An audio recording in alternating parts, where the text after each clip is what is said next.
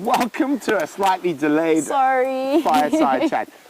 Luckily for us, we do not understand any of the technical difficulties that go on.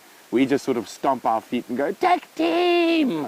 So hopefully it's all gone. We are trying something new, so there is going to be a bit of a teething process. But we are with you, and welcome to Sunday's Fireside Chat. Yes, and what a beautiful evening it is.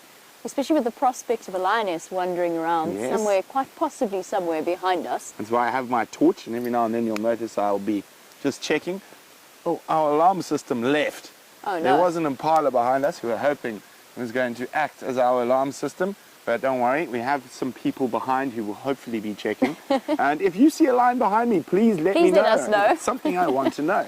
You can do that on the comments on the Facebook video. Yes. So we are sitting on quarantine. Quarantine is a big open clearing just behind the Vuyatela and Gallagher lodges. Now, it's a very strange name to have out in the bush. Quarantine, and do you know why it's called quarantine, Jamie? Wow, I imagined animals were quarantined here. Very correct. So in the late 50s or 40s, when this was a cattle farming area, this was an area that was cleared to quarantine cattle in. Of course, it is now the home to a plethora of wild animals, so no more cows on quarantine. No, otherwise they're very lost. Yes, and probably in trouble. We've had a very exciting week, and one sighting stands out for me in particular. I can't imagine what that could be. And I'm going to let Jamie tell you what. Jamie, what did Dave and I see on drive? A pangolin. Apparently you saw a pangolin. Well, apparently we did, and we do have a little bit of proof. So let's just have a look at a quick clip of the first ever pangolin sighting on Safari Live. It's a pangolin! The first pangolin ever on Safari Live! And it's just crossed the road into Kruger. We're going to try and get a bit of view. Isn't that incredible? Look at that! A pangolin! Isn't this exciting? He's just laid down. This is my first pangolin in the Northern Sabi Sands. Look at him. Look at those armor plates. Now, if you get your finger stuck in there, it can actually cut you.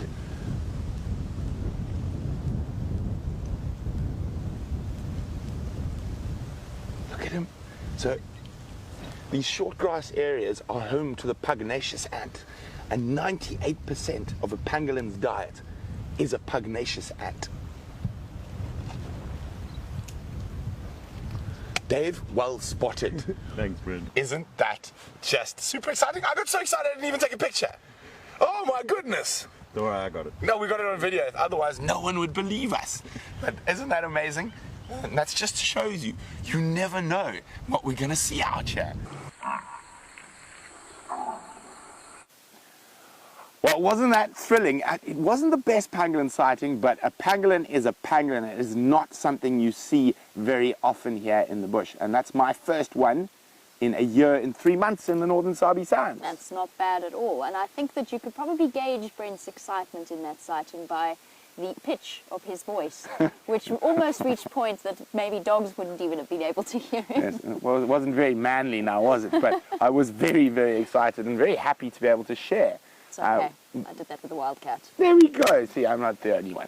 But very excited to be able to share that with you guys, and a complete first, and an incredibly different little animal. I mean, evolved on such a different scale, with scales almost, but those armored plating is keratin, so they're made up of hair, the same as our hair, or a rhino horn, or a kudu's horn. Basically like little walking artichokes is what they look like. Yes, that's a very good way to describe it. With the shape of those scales. And Final Control got a bit confused during that as well. Yes, Final Control asked me for a link, but the combination of radio comms, I was on Arethusa with an elephant, and the combination of radio comms, I just heard, armadillo! I thought maybe it was an armored reptile of some kind. An armored plated lizard. No, the armadillo was a new one.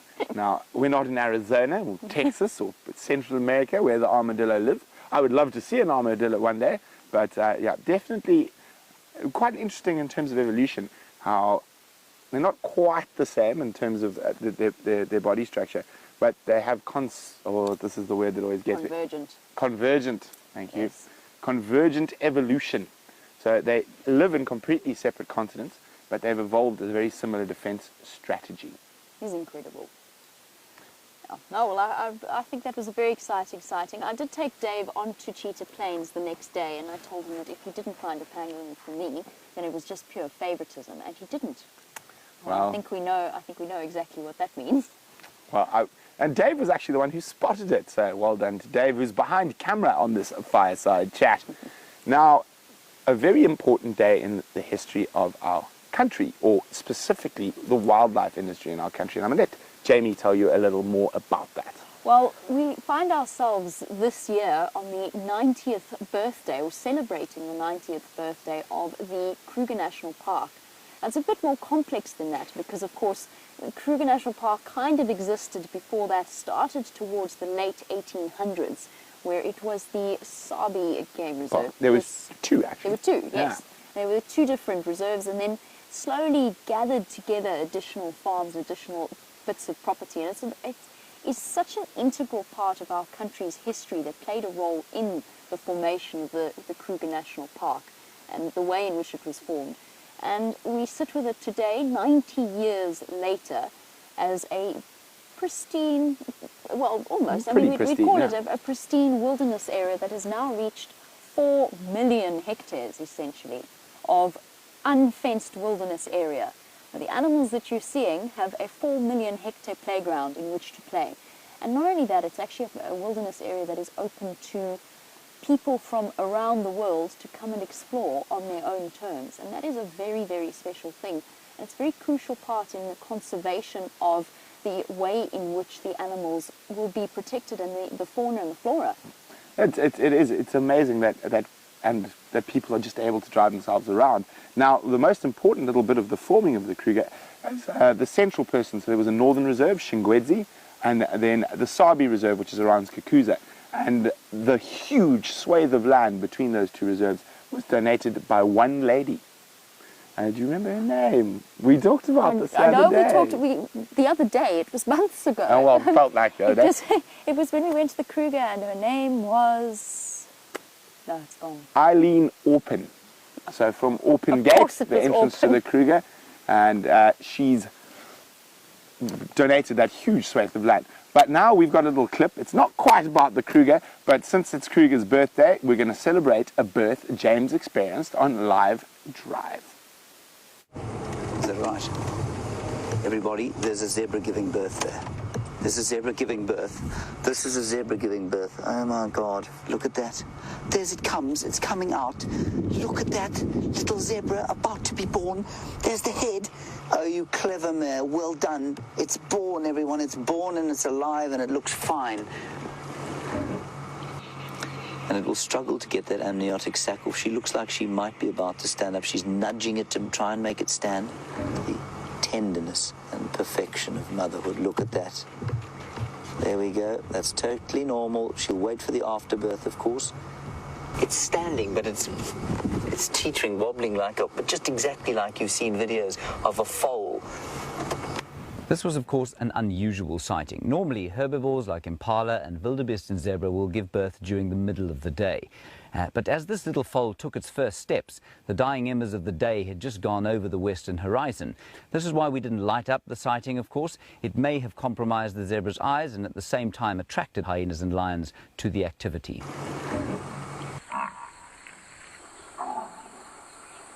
What is so magical about that particular sighting, and I think how it ties into our conversation about 90 years worth of history, is that is 90 years worth of animal life cycles rolling through the days, their little tragedies and triumphs.